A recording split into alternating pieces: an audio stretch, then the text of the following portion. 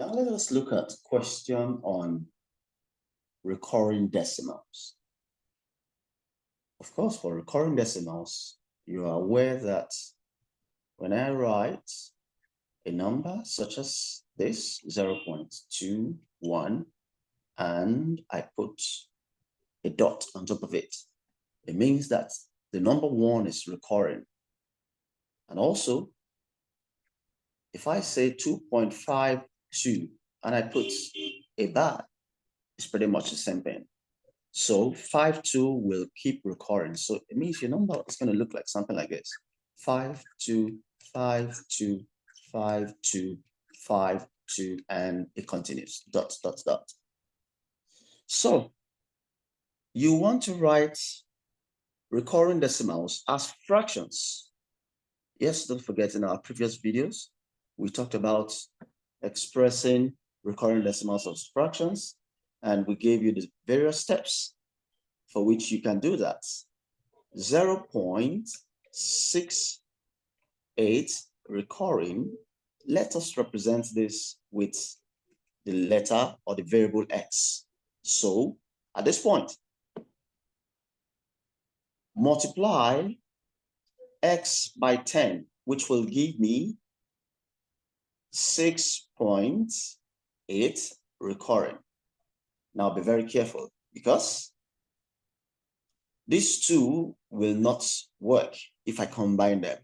The reason is because after the decimal point, you have a number that is not recurring. So you can't use both of them. So what you have to do now is now to multiply this first one by 100. And if you do so, which means 100 times x will be 100x. That will be equal to, when you multiply 0.68 recurring by 100, you will get 6.8 recurring. As you can see, the only number that is recurring is 8. So when you multiply, you move your decimal place 1, 2. So you have 68 point, I beg your pardon, that should be 68.8 recurring. Now, let's get down to business. Subtracting this, you will get 90x equals 68 minus 6 will give you 62. Therefore, x will be 62 over 90. You can simplify this fraction if you want. 2 can go into 62. That should be 31 divided by 2 in 90. That is 45. Now, that is the first point. The second point, 0.45 recurring will be equal to, let's say this is y. We're going to use the same method. So at this point, 10y equals 4.5. Don't forget, the 5 is recurring. And 100y equals 45.5 recurring. Let's carry out the same process. 100 minus 10 is 90. Y equals 45 minus 4 is 41. Now your y equals 41 divided by 90. So give your answer as a fraction in the simplest form. What this simply means is that 0.68 recurring minus 0.45 recurring. This should give me the fraction 62 over 90 minus 41 over 90. Of course, you see, I quickly picked on the fraction 62 over 90 because it has the same denominator as 41 over 90, and then it will be easier to simplify. Now look at this. 62 minus 41 will be 21 over 90. So what is the simplest form of 21 over 90? 3 can go in 21. That is how many times? 7 times. 3 can go in 90. That is how many times? 30. So finally, your answer will be 7 over 30. As you can see, you are going to get exactly 5 marks for this. So you need to be very careful showing all your steps all the way to obtain these marks. Let us go to the next question.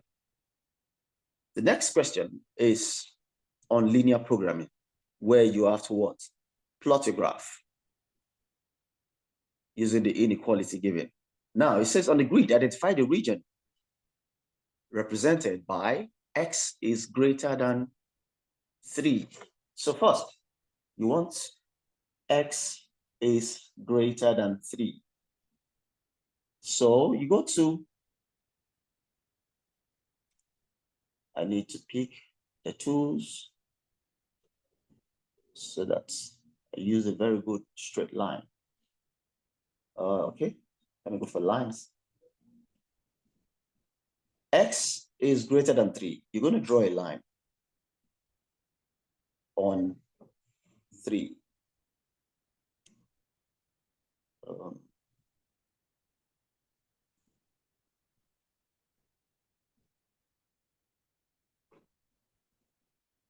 Draw a line on 3. Let me use this too. Okay. Now, the next one says, y is greater than 1. You draw a line on 1. It's a straight line, so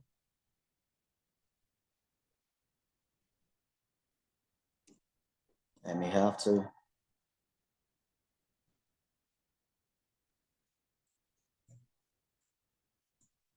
I need to make it straight. So that's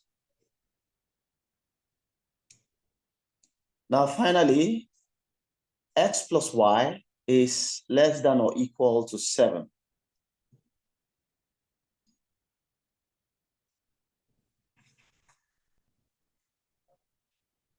When you look at this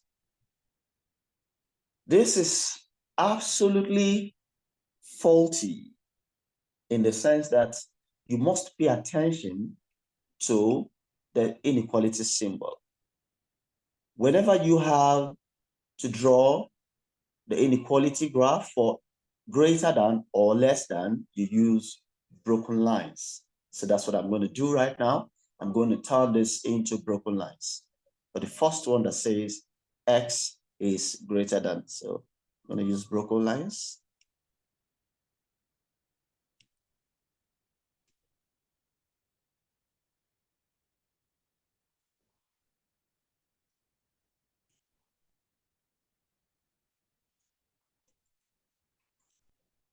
Broken lines, broken lines.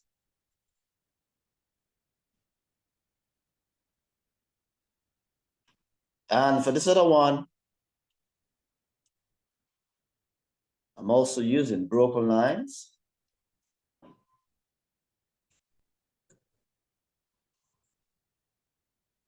Broken lines.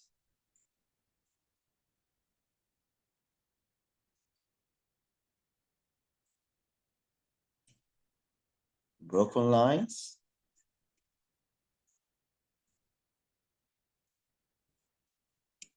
So for this one, I will be having thick lines for x plus y is less than or equal to 7. That's why I'll be having a thick line. So it's a complete closed line. Nothing changes in that one. Good. Now, the question now says we should represent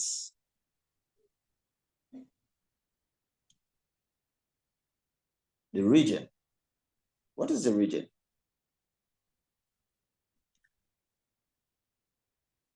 What is going to be a region?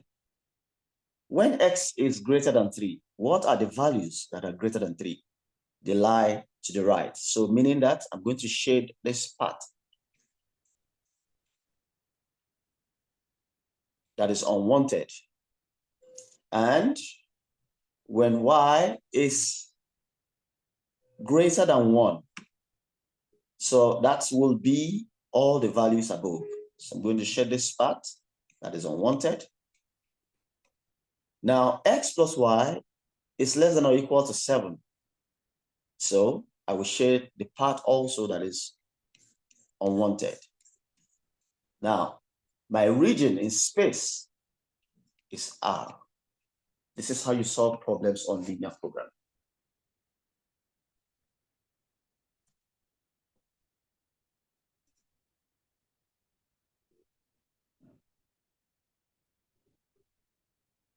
On question 24, it's a simple fraction. It says you should simplify fully. So what are we simplifying fully? The fraction 6 over a minus 11 over 4a. Now, remember, when you have fractions, you need to write them as equivalent fraction. How do you make this fraction equivalent to this fraction with the denominator 4a? So what you do is this. Multiply this by 4 and this by 4. So when you do so, you will have 24 over 4a minus 11 over 4a. Since they have a common denominator, it means that your numerator will be 24 minus 11 divided by the common denominator, which is 4a. And this is equal to 24 minus 11, that is 13 over 4a. This will be the answer that will fetch you exactly 2 marks. And for the final question, question 24b, you will notice that y squared minus 3y times y squared plus 10y plus 21 divided by y squared minus 9 is an algebraic fraction that requires a bit of smartness in simplification. You will notice that the fraction y squared minus 3y can be factorized to be y parenthesis y minus 3 times. Since you started the process of factorization, can you also factorize y squared plus 10y plus 21? Yes. How do you do so? Multiply these two. This is 21y squared, and this is 10y. So what are the factors of 21? You will multiply to give you 21. When you add the factors, you will get 10. It is crystal clear that this is 7y plus 3y, then you have plus 21.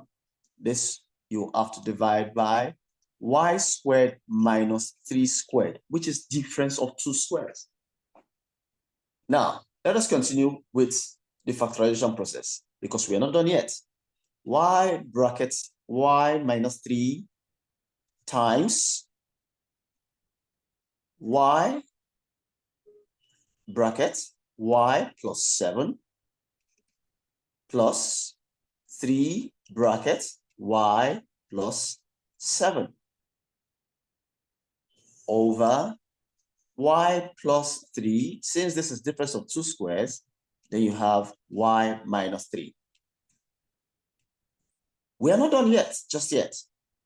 Let us put it in a format that we can not cancel.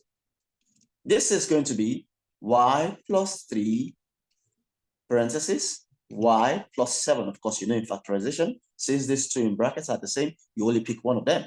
Now, don't forget, this is divided by y plus 3 by y minus 3. Now, let us make some cancellation. Y minus 3 can cancel out. Y plus 3 can cancel out. Therefore, your final answer will be y parenthesis y plus 7. And the question that says you should simplify fully. This is going to be your answer. Or you say your answer is y squared minus 7y. So watch out for the next questions that I'm going to solve for you. In one of the exams, I'm going to specifically go to Edexcel. Remember, these questions are actually the AQA questions for the year 2022. So you watch out for my other videos For other exam boards, such as Edexcel, maybe OCR, and WJEC. Thank you.